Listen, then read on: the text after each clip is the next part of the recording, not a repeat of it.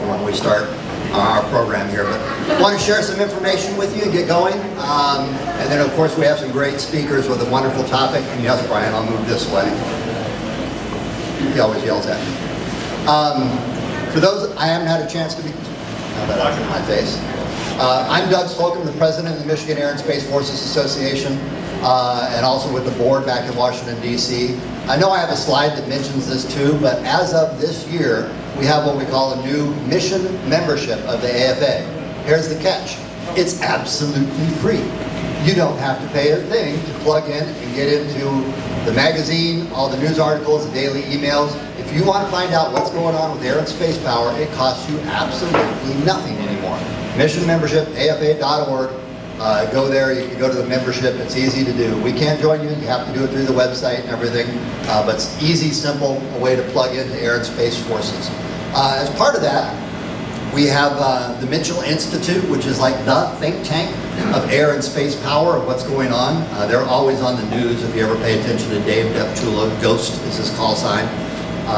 He's the 3-star that planned the first Gulf War, 80-pound brain, sort of an individual, but he runs a whole group of people. And that's just one of the many, many things that AFA does that's just fantastic. And I'm going to talk about another one of the things here in just a second. But as we start out, Janina is not here to sing the national anthem, so we normally ask our guest speakers to come up and sing a cappella. No chance in hell, huh? All right. That'll work. How about you join me with the Pledge of Allegiance, please? The flag's right here in the middle. I pledge allegiance to the flag of the United States of America and to the republic for which it stands, one nation, under God, indivisible, with liberty and justice for all. Thank you so much, and have a seat.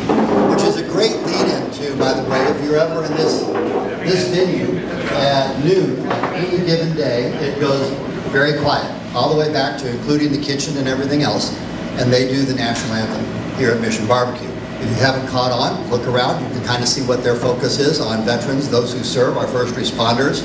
But they don't open for breakfast. They do this for us. So a wonderful breakfast, great venue. Thank you, Mission Barbecue, and everybody for working with us. Take a bow, Van.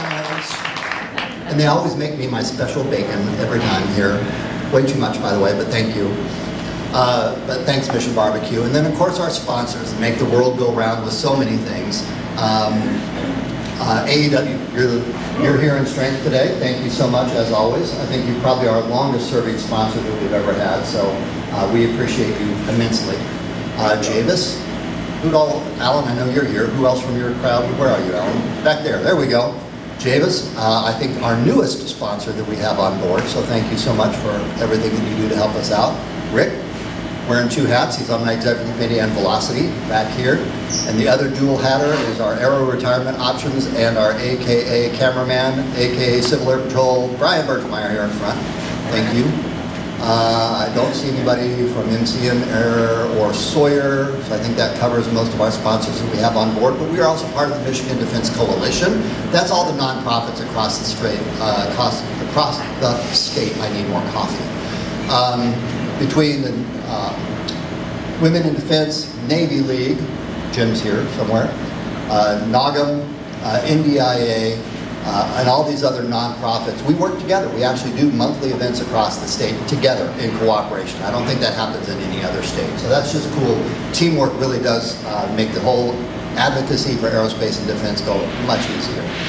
And then my team, okay? A couple shout outs. Tim standing back here. He's always just helping out in so many different ways. I just can't appreciate you enough, Tim, for everything that you do. Thank you. Ron, where are you? Over here. I don't know if you saw the cool little graphic that was put together for this one. He decided to do that this time around. He runs our website and our communication team and everything else. So special call out, but everybody else on my team, please raise your hand up here. Ray, always here playing Vanna White in the back. We got Rick, we talked about Brian. Carl, over here, the silent, whatever the hell you are. I mean, what you are. And of course, we've got our we're going to get back to you all in a minute, but our education, I was trying to say teacher, no, education folks. We'll talk about those two in just a minute.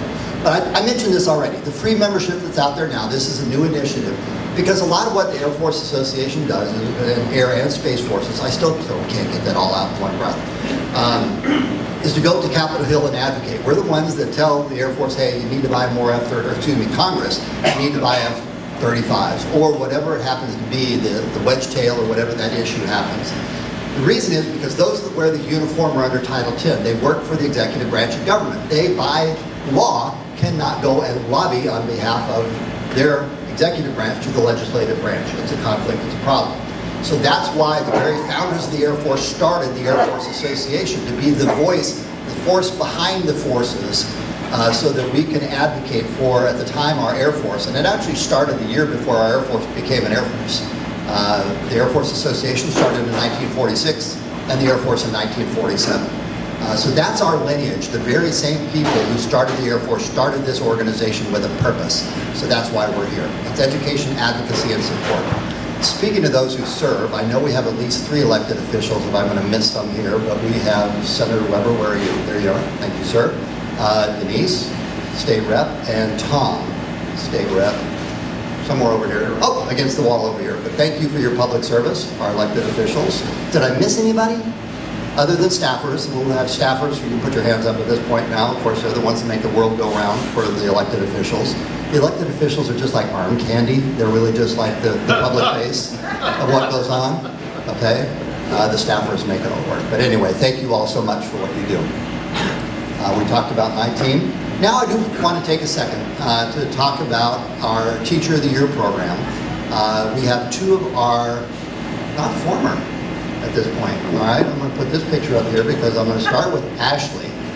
If you all don't remember this, Ashley has twice been our Teacher of the Year. She was our Teacher of the Year last year. For this year, she is still, I guess, the reigning. So if you think of like Miss America, she should have her tiara and everything on right now. She is the National STEM Teacher of the Year as we speak for the entire country, the first ever country.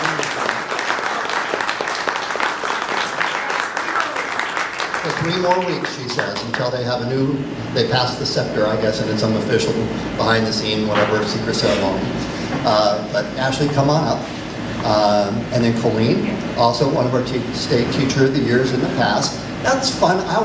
These 2 are pretty amazing. Outside of the fact that we've thrown them out of airplanes, literally.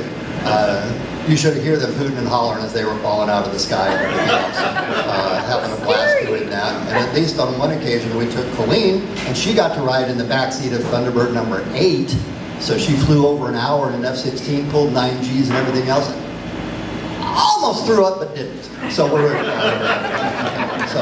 our Teachers of the Year are here to introduce to you our Teacher of the Year for this year in our selection. But I'm going to hand the mic, and I'll turn the other mic and hand it to you right here. But I'm going to let you introduce and talk about Amy. What to do? Staying where you were. Right where we were. Yeah. Okay. And I'll pass. We just need one. We just need one. Yeah. Okay. All right. I'm going to invite Miss Amy Ely up, because we'd like to talk about you to you. All right, it's our privilege to present the Michigan Air and Space Forces Association Teacher of the Year Award to Miss Amy Ely. Amy serves as the Director of STEM and Aviation at Detroit Catholic Central High School, where she has become a driving force in preparing the next generation of innovators, engineers, pilots, and aerospace professionals. Through her leadership, more than 250 students each year engage in authentic, hands-on experiences in STEM, robotics, engineering, aerospace, and aviation. Her passion for aerospace education is evident in every aspect from her work, from innovative courses such as modern space exploration, to building programs that connect students directly with industry professionals in real-world experiences. In 2022, Amy founded the Flying Shamrocks Aviation and Aerospace Club. What began with just 25 students has grown to a thriving organization of approximately 150 students. Through guest speakers, mentorship opportunities, and industry connections, students are exposed to incredible opportunities. Recognizing the growing need for aviation professionals, Amy also spearheaded the launch of Detroit Catholic Central's aviation program through partnerships with Embry-Riddle Aeronautical University, local aviation organizations, and flight simulators, students have access to FAA-aligned coursework and pathways towards careers in aviation. The impact of her work is immeasurable. Her previous students have completed solo flights, earned pilot license, and are pursuing aviation degrees in college. Amy has built more than a program. She has truly created a launchpad for student futures. For her innovation, leadership, and unwavering commitment to inspiring the next generation of aerospace and aviation leaders in Michigan, it is our honor to recognize Amy Ely as the Michigan Air and Space Forces Teacher Association Teacher of the Year. Please join us in recognizing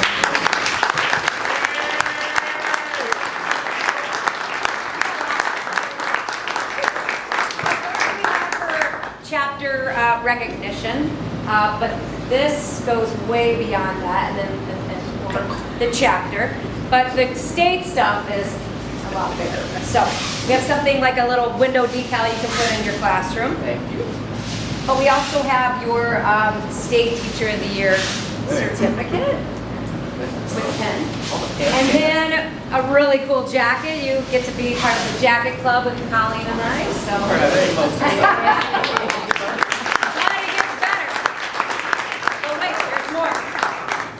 She gets a check. Thanks to Rolls-Royce, who sponsors this whole program at the national level. Jane, also with all that. Thanks. We're excited to work with you and continue this momentum of Teacher of the Year and put Michigan on the map. Thank you. Thank you.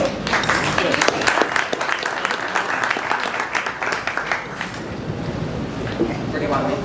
Jen, can you take a picture and send it? I am, yes.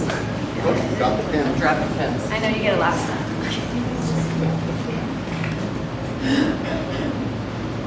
Would you guys move over there?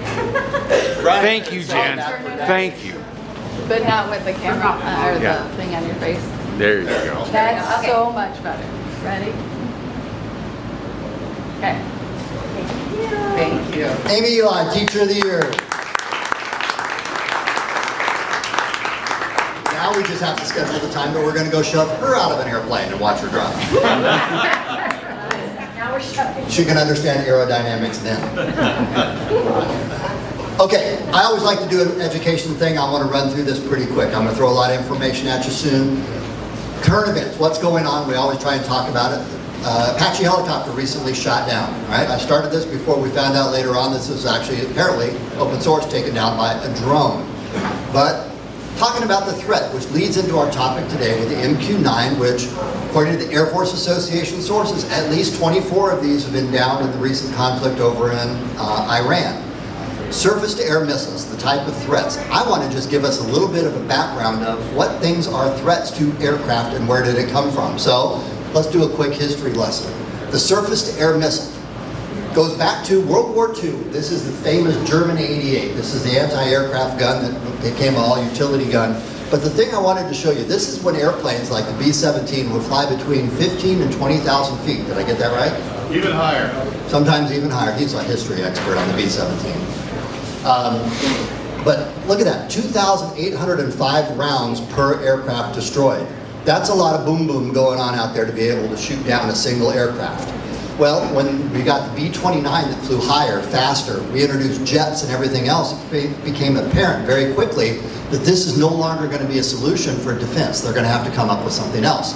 Well, the ones who got behind this first were the Germans. If you don't know, the first air-to-air missile, the first cruise missile, the first ballistic missile, all German. So why not? Let's stick with that theme. But the very first approach was the Germans in 1941 came up with the idea.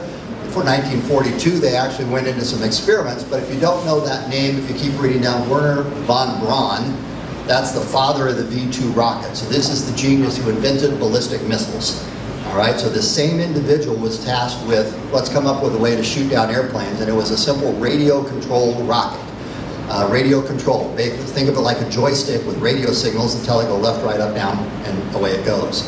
That is the basic principles of what today we would call command guidance. You have a radio signal, something electronic that sends a signal to it that says, go to this place, command guided missile. The German one never became operational, all right, in this whole time.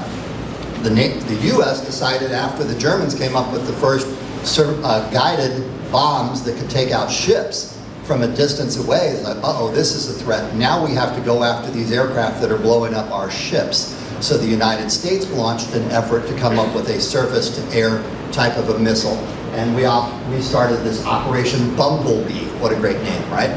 And in typical government fashion, it only took, where it is, 16 years from the time they started that until it became the first, not the first missile, it was when Operation Bumblebee finally produced a missile, became the Talos, which is a ship-based surface-to-air missile, which, for the record, shot down a couple MiGs in Vietnam in 1968. There you can see at the bottom. But this all traces back to World War II and the need to be able to defend ourselves. So the U.S.'s first operational surface-to-air missile came out of the Project Nike that started actually towards the end of the war. And the first missile, 1952, there we go, was a Nike Ajax. All right, and we're going to call out Katie and Ed back there because this, the Nike Ajax, is at the Selfridge Air Museum because Selfridge hosted these missiles. You can actually go out there today, and if you know where to look, if you ever go drive around with me, I'll go show you the silos that they used to be based in at Selfridge. There's still 4 of them out there, 2 you can see from the road. But this was a surface-to-air missile. Not that effective. They decided against bombers. It wasn't really what we needed, so they became the Nike Hercules. You can see it's a lot bigger, longer range, and a nuclear warhead. I figured the missile probably couldn't get quite close enough, so let's take care of that error rate with a big boom at the end of it. So a nuclear powered, and I guess we could say, I mean, this is out at Selfridge too. I'll let you conclude all that on your own. Okay, but that was the first nuclear-armed surface-to-air missile, 1954, 58, there we go. And there's still a lot of those sites all around Michigan. Fascinating history, by the way, of the whole Nike Hercules thing. There's dozens of sites all across the state that used to be these missile launch sites. The Soviet Union was a little bit late coming into this, but oh, did they come into it strong. Their first system they came up with, you can see the S-25 there, we knew it as the SA-1 by the NATO designation.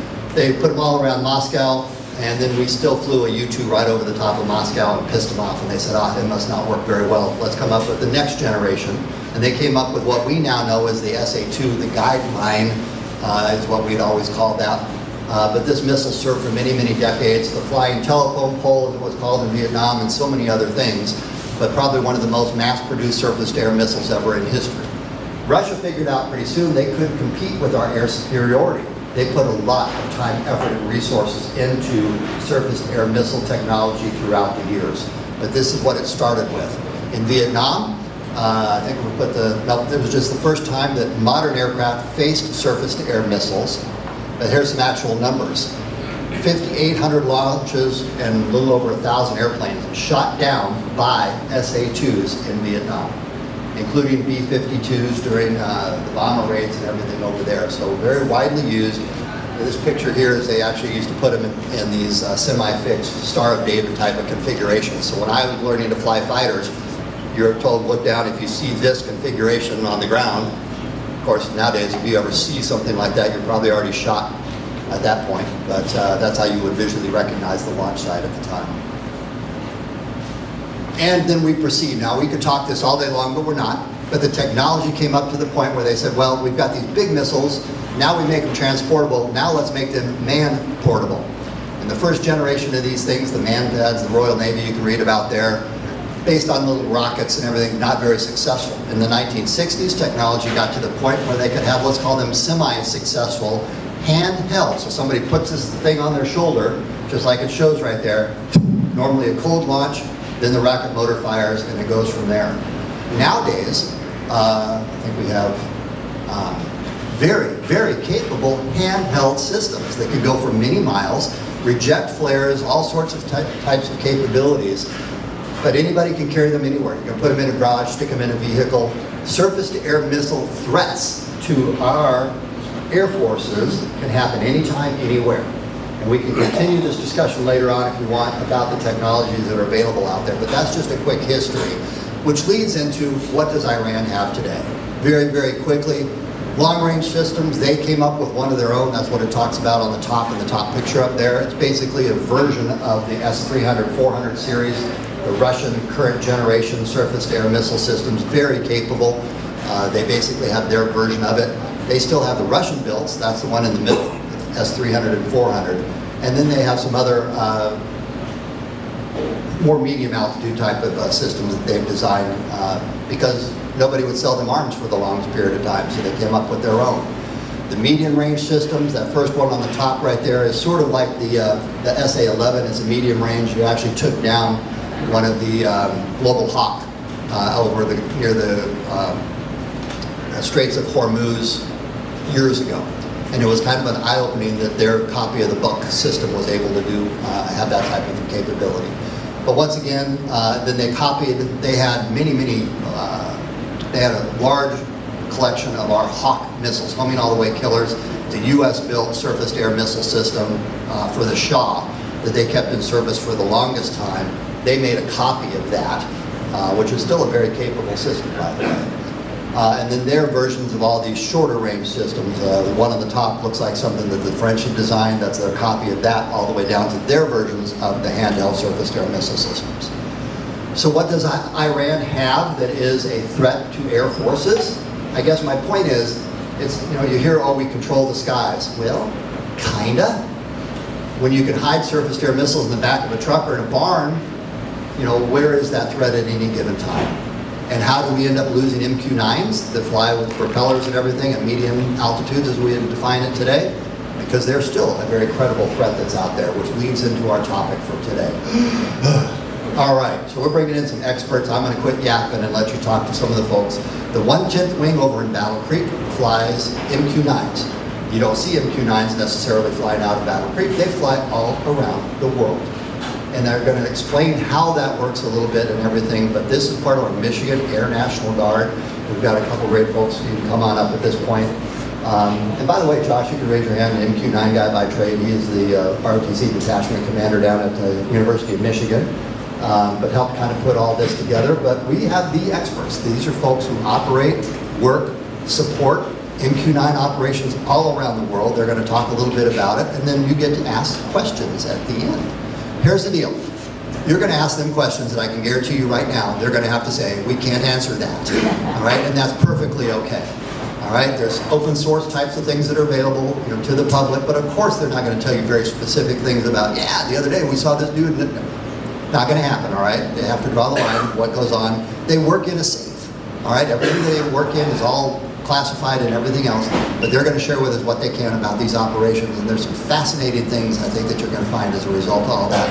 I'm going to quit talking and hand it over to the experts.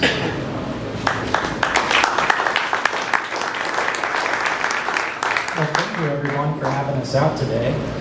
I'm Major Shasser. I'm from the unit down at Battle Creek, as was previously introduced. A little bit of background for myself.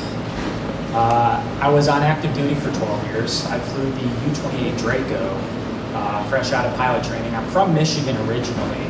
Went to Western Michigan University, did ROTC out of Michigan State, and then basically took my active commission, pilot training at Laughlin, and then the Draco took me assignments to Hurlburt Field in Florida, and then Canyon Air Force Base in New Mexico.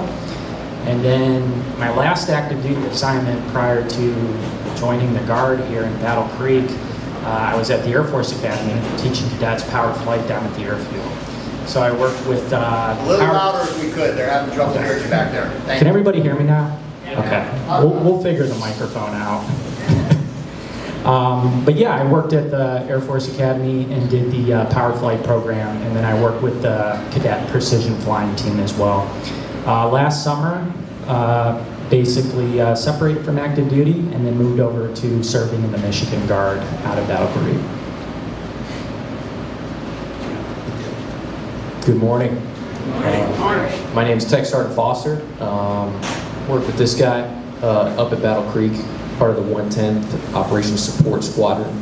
I am a weather forecaster for the MQ9 at the moment. I've supported a lot of aircraft throughout my career. Started off training, went to tech school at Keesler Air Force Base in 2017. Was down there for about 9 months. Took me a little bit to handle the weather learning. It was tough, so I watched back a couple of times, but finally got it down. Went to my first duty station at McGuire Air Force Base, McGuire Fort Dix, New Jersey. Supported heavies out there, a lot of C-17s and such. Went from there to Scott Air Force Base, Illinois, where I was part of the 15th Operational Weather Squadron, and that's much more what they call a hub for weather, and they support a lot of the units and bases that don't have weather folks. So any of my prior enlistees that have heard lightning within 5, that kind of warning come out, we're the guys that push that button and send that out. So did that for a while and decided to get the heck out of active duty and enjoy myself in the Michigan National Guard. Last summer came here about May, and I've been working full-time there ever since, supporting the MQ9. So yeah, I think we'll get this thing started. Oh, got a little video for you. I'm sorry, I forgot I put those in there. I will neither confirm nor deny those are off of YouTube. Take it for what it's worth. There's one more video if you click it one more time. I think it's from the Brits.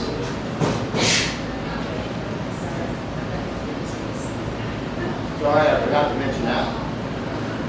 That was one of those surface-to-air missiles you were describing that we've blown up recently. Not us, but you know, it's been pretty recent. A lot of them. So, next slide, please, sir. Oh, another one. This is the one that's claimed to be from the Brits.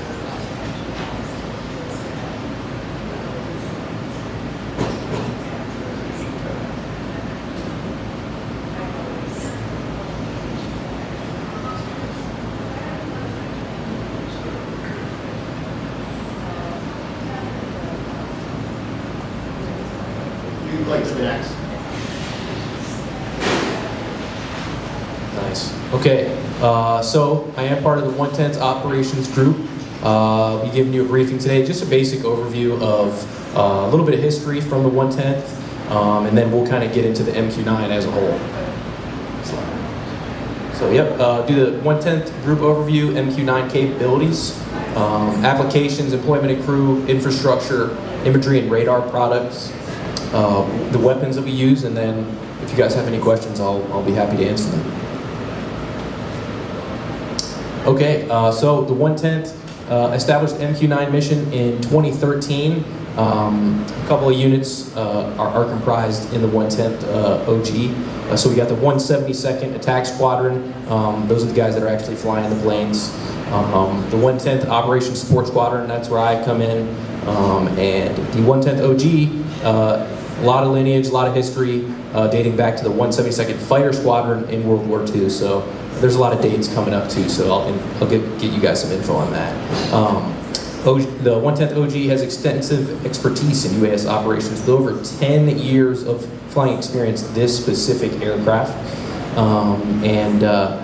We got a lot of pilots, a lot of sensor operators, a lot of intel. They've been great for us as of recent, and a lot of other support components with that. All right, a little history of the 110th OG, the aircraft that we've had throughout the years. In 43, we had the P-47 Thunderbolt. 46 was the actual recognition of the unit. In 47, P-51 Mustang. 54, the F-86. 55, F-89. 58, the RB-57 Alpha. 71, O-2A Cessna Skymaster. 1980, the Cessna Dragonfly. 91, the most famous, I would assume, is the A-10 Thunderbolt. 08, the C-21 Learjet. 2011, C-27. And then in 2012, until current, is when we begin the transition into the MQ-9. All right, and just a couple of definitions for you. So the FAA definition of an unmanned aircraft. An unmanned aircraft system is unmanned aircraft and the equipment necessary for the safe and efficient operation of that aircraft. An unmanned aircraft is a component of a UAS, is defined by statute as an aircraft that is operated without the possibility of direct human intervention from within or on the aircraft. And RPAS, remotely piloted aircraft system. Our definition, an unmanned aircraft which is piloted from a remote pilot station. Any questions on this? Take it away, sir. There'll be a test on those. The sensor pod is, or basically the camera payload, and then it also has a laser designation capability for designating targets. Basically, the way that works is it pulses on a specific target, and then when you shoot out a missile, the missile guides to like an initial grid, and then it opens its eye and it's looking for that specific pulse of the laser energy to target itself in for the end state. It's two crude, so pilot and sensor operator. The pilot is an officer, and then the sensor is enlisted, and they're working together in the GCS. And then for the ISR capabilities, it's basically EO, so electro-optical, think like what our naked eyes can see in the visual spectrum, and then in the infrared spectrum as well, allowing us to get good imagery at night. Speed, so basically 240 knots true airspeed. It's got a lot of gas on board, so a lot of range, which makes these very good assets for putting overhead targets, because you can basically loiter for a long period of time and not be limited by fuel. Higher ceiling too at 45,000 feet, because you think about like in a manned aircraft, you typically tend to be limited by pressurization on board the aircraft. Like thinking back to my prior experience of flying the U-28 Draco, we were capped at 30,000 feet. Well, the reason we were capped at 30,000 feet is because you had to maintain 10,000 feet cabin altitude. And so once you started getting above 30,000 feet, you're getting too much differential on the airframe, which causes limitations. Well, not so much a thing when you're flying the Reaper.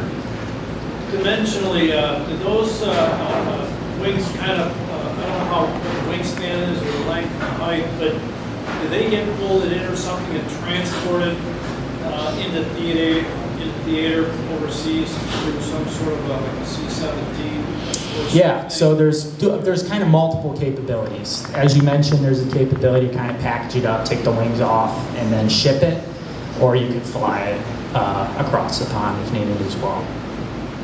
Good question. So like I said, it supports various doctrinal mission sets for the Air Force. So thinking through, we already talked about intelligence, surveillance, and reconnaissance, which basically makes it an intelligence collection platform. And then air interdiction, strike coordination and reconnaissance, route clearance and overwatch. There's combat search and rescue capabilities as well. You thinking about like if you had a downed air crew, or you had a downed somebody that you needed to recover in theater, the cameras and capabilities of the MQ9 makes it a unique asset for working to rescue those individuals. And then route clearance and overwatch, thinking putting one of these overhead, like let's say a ground team that's going to assault an objective. And the MQ9, you know, has the ability to scan in front of the convoys, call out threats as those guys are infilling on an objective, and basically work to keep them safe from the air. And then last is CAS, so close air support. So thinking like employing munitions and defense in close proximity to friendly forces is what makes the CAS missions unique. A lot of coalition partners, a lot of customers that are working with the MQ9s. So obviously, you know, Department of War, Department of Homeland Security, Customs, Border Protection, Coast Guard, and NASA. Thinking through, you know, disaster relief, like getting them overhead disaster areas and getting kind of eyes on and building the intelligence or the sort of the picture of the situation that's going on there. And then counter-piracy and border patrol. So talking through the crew force, so this picture right here, this is a picture of what's called the GCS, ground control station. On the left-hand side, this is your pilot. On the right-hand side, you have your sensor operator. Both stations have pretty much redundant controls. which gives capability that, in some types of emergency situations, like let's say you're having issues on the left side, you could swap over to the right side and take over the pilot position from the right if needed for like some of the checklists and stuff. But basically the sensor operator on the right is operating the joystick, which is controlling that camera ball on the front of the aircraft. And then the pilot, his throttle and their stick is basically flying the aircraft from there. There's also a team of other individuals that are behind the scenes kind of working to support the 2 crew members that are in the GCS executing the mission. So shouting out kind of the intelligence support, we have what's called a MIC, a Mission Intelligence Coordinator. And their role is, they're very valuable. Basically, you're utilizing them to plot things or kind of coordinating the back end for us as we're flying up front.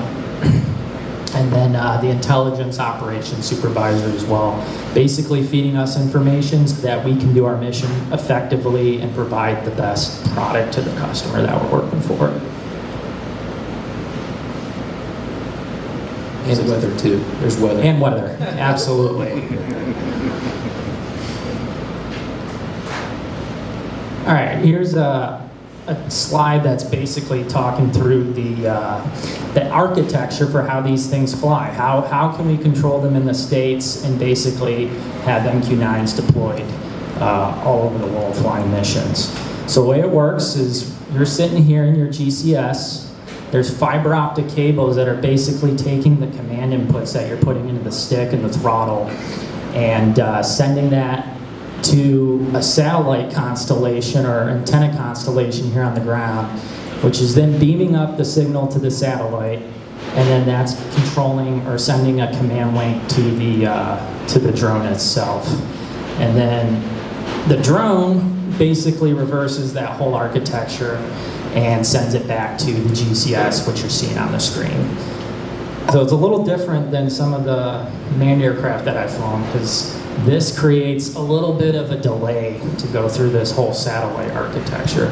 So when you're flying it, if you want to bank it to the right, you put a little bit of stick in, and then you're kind of watching it. There's about a little more than a 1 second delay on it for that coming back, which took a little getting used to.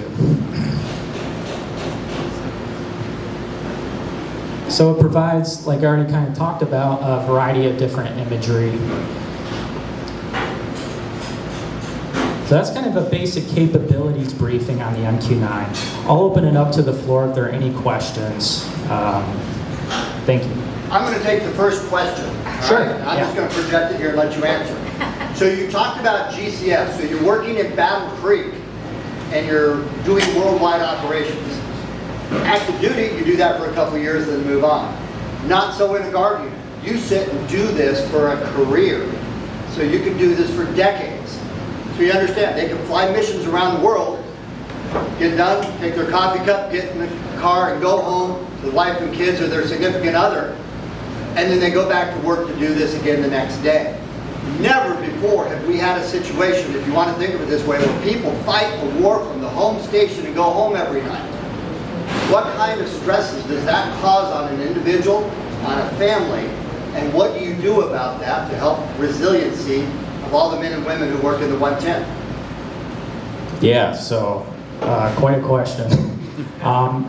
For sure, it's different, especially kind of what I've seen with my perspective, where I was flying prior manned aircraft and you would deploy, and there was a very predictable cycle of like, I am home now and I'm gonna rest and kind of take that time to recoup from a deployment, and then kind of leading up to the deployment, you build up to it, you're training, you're getting your proficiency, then you go fly and fight the war wherever you're deployed to, and you have that separation that you can kind of build in your mind with that. Whereas the Reaper's very different, because you can you're going to work, you may do a strike, you may do any variety of mission sets, and then you get off work and you're picking your kids up from school, or you're back in the civilian world. The units they do a phenomenal job of providing resources and support for us. We have full-time chaplains that are attached to our units, psychological support as well, to basically kind of address that piece that you're looking at, as well as the community too. The support that they provide us is invaluable. Yes? The latest kinetic rescue operation where the Shahad drone went right to the cockpit and they landed the sea. They didn't use a Reaper, they actually used a sea drone to take 2 hours to get to those airmen. The question is, would your group be involved with the sea drone group on occasion as we're going in and evolving into a new method of search, CSAR, rescue? By chance, would you have been involved, or would Battle Creek been involved in that type of a rescue, or is this a whole different group? So I'd say the way to think about it is a Reaper unit has capability that can kind of be plugged and played anywhere. So why I can't confirm or deny, like, we were specifically involved in that specific operation. It would be different as far as, like, we're not the ones who would operate the boat drone, right? Yeah, but definitely it's a joint effort, and so the naval forces that probably were working to operate that, you could put together a package, I guess. Similar MOS, right? Different, because one's flying, right? And so flying is very different than operating a boat. I wouldn't know the first thing about operating a drone There's boat. nobody on the boat. Yeah. If you all didn't catch the news, what he's talking about is the 2 soldiers that were shot down in the Apache were rescued by a drone boat.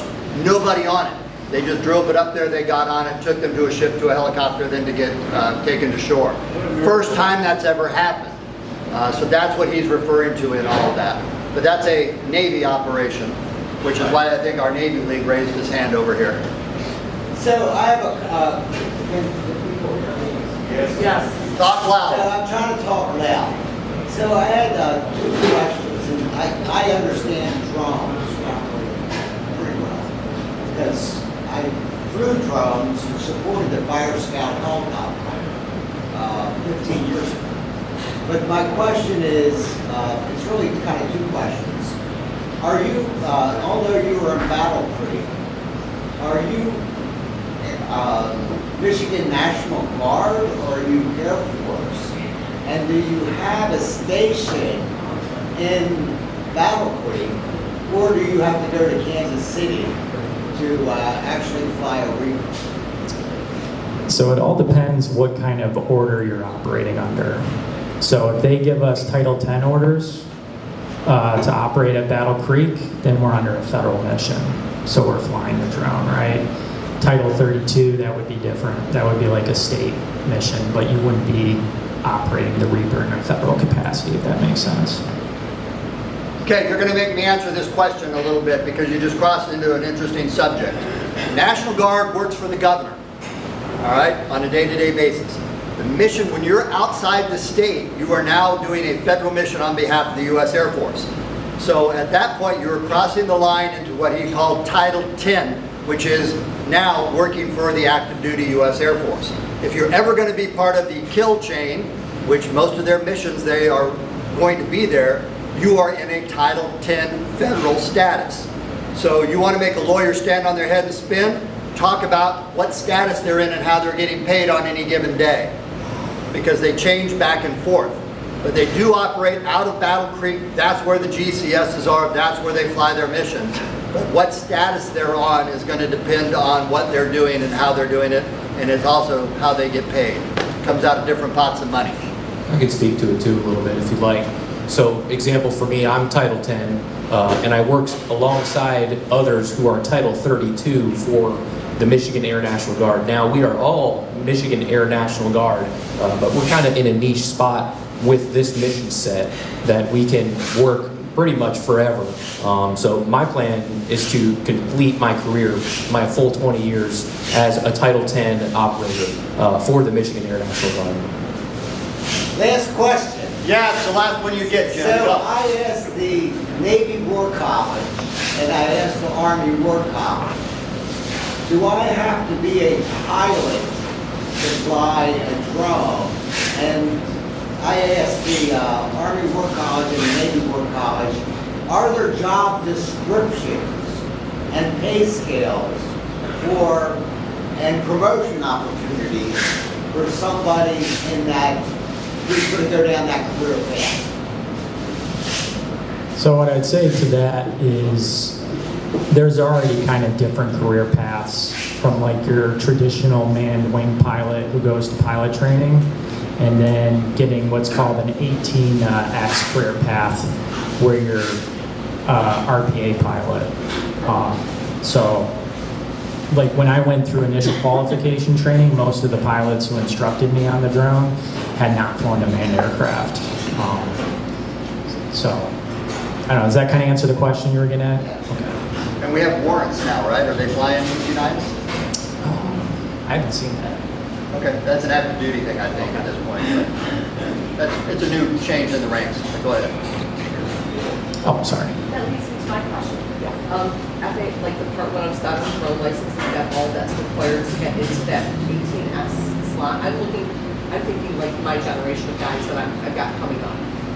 What would you like them to have if they were to come to you as a drone pilot? What would be required? So I would say Can you repeat the question on the mic, please? Yeah. Sure. My question is, what is the talent pool that they're drawing from, and what's required to go directly into this drone path? At our school, our guys are getting drone licenses. Is something like that your initial stepping stone, I'm curious, or do they need to go further? So I would say getting into it, most of the variables that they'll pick for selection for these jobs are things that you would think, like being a good student, having some type of STEM background, you know, being physically active and fit, right? Certainly, like having an FAA Part 107 license wouldn't hurt, but it's going to be a smaller portion of that package. Yep. Yes. Could they land on a flat top if necessary? I mean, I'm just asking because, you know, they're flying around. Wait. An Army guy's asking a question about an Air Force platform landing on a Navy ship. Hey, don't worry about it. You hang around with the Army. Don't worry about it. I might need to put that one on a whiteboard and figure that No, I mean, you know, if necessary, if it was an emergency, they had to land for some strange reason, you know. out. I mean, in an emergency capability, you certainly could. It turns into a glider just like any other single engine Yeah, but I didn't know if platform. they had a tail hook. Tailhook, no. No. Did they go overboard? I'll have to ask. We got a guy in our unit who flew F-35s in the Navy, and he's always talking about his carrier landings. So I'll have to ask him, hey, what do you think about putting this Reaper on? Just a question. I appreciate it. And don't listen to him. Yes. What kind of environmental concerns are required or logistical considerations for takeoff and landing? I mean, could you take off and land here on MQ9 on a sparse day, or do you need specific? No, you're Can I taking. repeat the question for everybody? Yeah, so the question was what kind of environmental considerations are required for taking one of these things off and landing? One, at an airfield. We're not going to plan to take off from Hall Road over here. Emergency situations or something weird going on, unexpected? Yeah, I mean, you could always like glide it down on KU and try and put it somewhere. It's tough to do with that 1.5 second delay. Because for those of you who have flown, you know, flare comes quick, right? You get that ground rush, your peripheral vision, and it's almost within a matter of like hundredths of a second that you're making inputs. Well, 1.5 millisecond delay, that's a lot more challenging. So it becomes a little more mechanical. We don't necessarily train to land on KU. Because of that, it'll be more kind of picking a good spot where we're going to have impacts. so that we can mitigate that. But as far as the takeoff and landing within the terminal environment, there's a capability, SLR, satellite launch and recovery, and we have an automatic takeoff land capability. And the way to think about it is you're kind of building just like you would like a normal traffic pattern for this thing. And then it lines up on the runway, and it has a survey of the runway, and then you basically push ATLC on, and it starts its takeoff flow, and you're moving, inputs on like the throttle into certain positions, rolling your flaps up as it's rolling down the runway and taking off. He brings up a great question we didn't address, your relationship on any typical mission with the LRE and how that works in a typical type of thing. Because once again, they normally control it once it's airborne. There's the launch and recovery element. The folks on the ground, wherever it happens to be or anywhere around the world, that, correct me if I'm wrong, normally do all the ground operations up to getting it airborne and all. And then there's a handoff. So that was the legacy construct, Okay. is you would have a launch and recovery element operating on C-band. Now we have the capability of doing it all via satellite. Do you do it that way most of the time? Yes, we do. Okay. See, I'm old school. What do I know?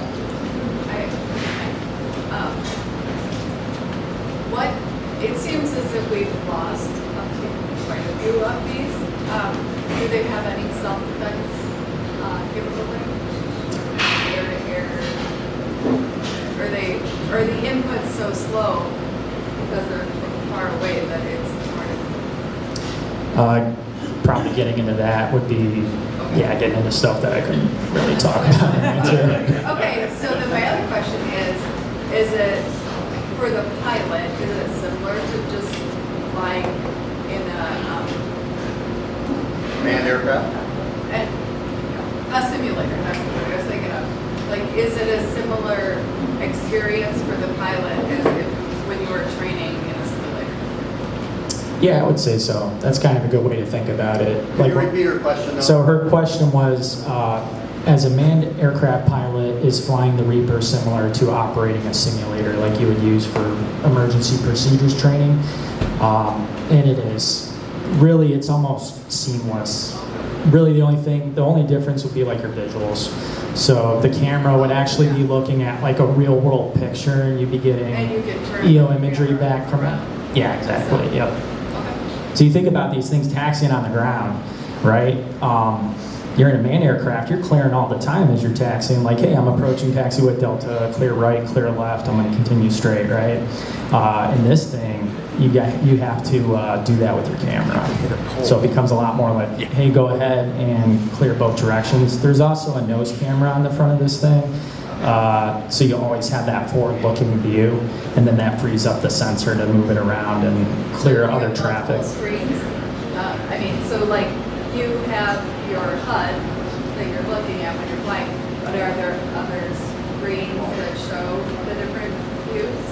For sure, yeah. So down in your console, right in front of you, there's all your like buttons that you would use to change autopilot states and things like that, but that upper right quad is always a nose camera. Yes? I have to be a pilot, so I'm asking a question in that respect. You just mentioned autopilot. I presume a lot of your flying is done on autopilot. For example, if you have a race track pattern flying. But you mentioned hand flying quite a bit. So what is the ratio of hand flying to autopilot operation? So the question was, what is the ratio of hand flying the drone to autopilot operations? I'd say it depends.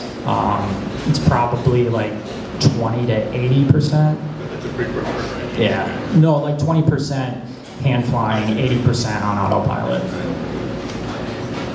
Yes. Are you guys starting training on the F-15EXs?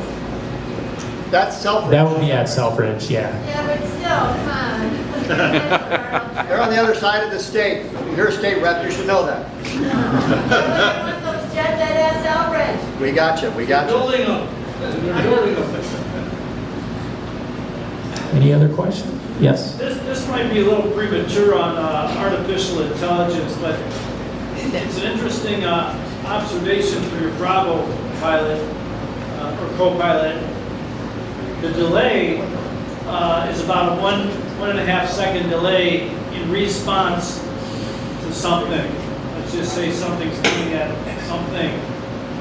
Has artificial intelligence been able to interpret that 1.5 second delay correction if you're trying to make a correction while you're going toward an object, for example? Able to compensate the 1.5 second delay with artificial intelligence yet into your programming? That is a capability I have not seen yet. Still too new. I was just going to say no. He did it much more diplomatically. Yeah. Yeah, I want to ask a question real quick here. Weather, when it comes to operating the MQ9, what kind of restrictions are there based on the weather? In other words, you're out there to figure out there's a thunderstorm over the target area. How does that affect the MQ9's ability to carry out a mission or a strike? Good question, thank you, sir. So the MQ9 is a very sensitive aircraft when it comes to weather. That's one of its many limitations. So for us, definitely makes my job a little bit more difficult, but seeing the fruits of our labor is great. Specifically a thunderstorm, yeah, that's a huge limitation for us, especially there being explosives on board should a lightning strike happen. I'm not quite sure what would happen. Probably nothing good. But either way, I have seen, in the past, there's a specific mileage standoff that we need to stay away from thunderstorms. So my job really, outside of forecasting for the mission before it happens, is kind of just watching and waiting and watching real-time lightning strikes as they happen, and other weather too. It could be icing, any clouds, that kind of thing. The de-icing capability is not the greatest either. So, but yeah, thunderstorms, they do happen, especially over a target. We've seen that quite a few times. A lot of times, since our cameras are so great, we can kind of stand off, a long ways away and look inside, even under a storm sometimes. So, yeah, it's very limited, but we get around it the best we can. You probably can't answer my follow-on question to this, but I'm going to throw it out there anyways, because at least you talked about laser capability. Well, for a laser to hit the ground, it has to see the ground. So that can prevent a laser attack. In other words, that designation on the ground can get interrupted by something as simple as a puffy cloud. And I guess my question would be are there alternative sensors and weapons, which once again, you might not be able to answer, because at least when we started with early laser-guided bombs, that could be a huge factor in terms of employing weapons capabilities. I mean, it could be simple as a cirrus deck out there between you and the ground. Sure. Go ahead, sir. Yeah, so like you mentioned, lasers don't work so good with clouds, and you're not going to have the target designation capability that you're talking about. There is capability of just doing a bomb on coordinate, like GPS guided munition through the cloud deck, I guess is what I would say to that question. Yes. I'm just curious, how many GCSs do you have in Bell? You're in one. The question was, how many GCSs do we have? I think we have like 4, I want to say. From what I understand, there's two main GCSs, which is where we fly out of, the actual room itself, with the capability of an extra 2. You can do a mobile GCS in like a trailer almost. Are those 2 operational every day, or is it 24/7. just those 2? Yes. Thank you. Yes. What is your typical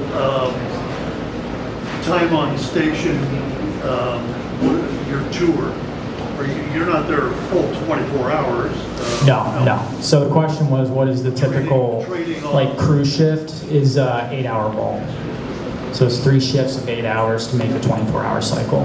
And the pilots just swap at that 8-hour mark. Typically, you'll have 2 or 3 pilots on shift. They come in and relieve each other every couple hours. Yep, bathroom breaks and such. So when you go to the bathroom, no, just kidding. It's different in this. It's basically like, hey, let's hand someone over, and then you go and use the bathroom or make a cup of coffee, which took a little getting adjusted to from Flying Man, where it was like, oh, I don't have that capability. Yes? Are you going to upgrade to new ones? To the Bravo? I do not know. That is above my pay grade. We hope so. Yes. For the weather guy. So my husband probably told you that our daughter's studying to be a relative. So I'm just curious, so you enlisted, and they said, hey, you're going to weather school, and they taught you everything you needed to know as part of your training. Yep. Like you didn't have any background prior to that. Correct. Was there an aptitude test that put you in that direction? Yeah, so in order to be a weather forecaster for the Air Force, it's really in depth. It's long days. When I went through, it was about 8 months was the typical time frame. But it's jam packed, 10-hour days, 5 days a week that you're learning about the atmosphere. This was at Keesler Air Force Base in Mississippi, right on the beach there. It was beautiful. Keesler Beach is beautiful. I liked it. They got casinos and stuff. It's fine. I've been to that beach. I wouldn't call it beautiful. They say don't swim in it, but yes. Do the two-person teams, are they generally the same, or do you get a match every Are you paired up? So yeah, the question that was asked was, are crews hard paired? No, you could fly with anybody. So that's why in training you train to like standardized procedures so that you have that capability that I could hop in with a sensor operator and I say a specific piece of verbiage to him and it means the same thing between us. Yes? How long does it take to train for each position?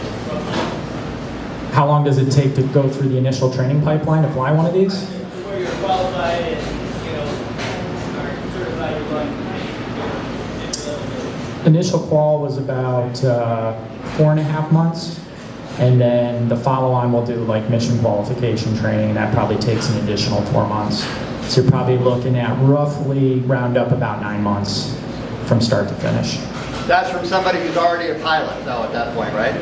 Yeah, from the initial accessions pipeline, there's a whole bunch of stuff that they do probably for an additional 6 months prior to even starting that initial qualification course.